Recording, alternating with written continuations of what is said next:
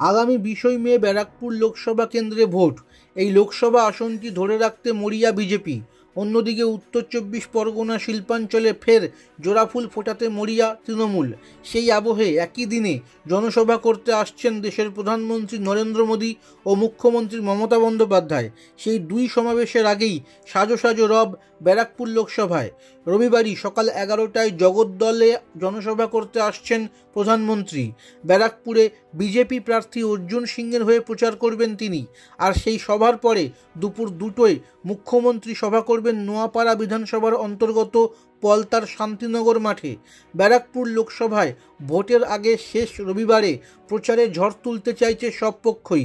তাই পরিকল্পনা মাফিক প্রধানমন্ত্রী ও মুখ্যমন্ত্রী জনসভার কৌশল নিয়েছে দুই রাজনৈতিক শিবির। তবে প্রধানমন্ত্রী শুধুমাত্র জগদ্দলেই জনসভা করবেন, আর রবিবার নোয়াপাড়ার পর মুখ্যমন্ত্রী সোমবার দিনও সভা করবেন ব্যারাকপুর লোকসভা এলাকায়। সেই সভাটি হবে আমডাঙ্গা বিধানসভা এলাকায়।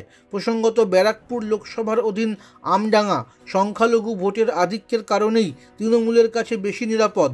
আর বিজেপি প্রার্থী অর্জুনের শক্ত ঘাঁটি বলে পরিচিত ভাটপাড়া লাগোয়া জগদ্দলেও তার প্রভাব রয়েছে। তাই বিজেপি তৃণমূল দুপক্ষই নিজ নিজ ভোট ব্যাংকে শান দিতে ভোটের আগের শেষ রবিবারটিকে ব্যবহার করতে চাইছেন।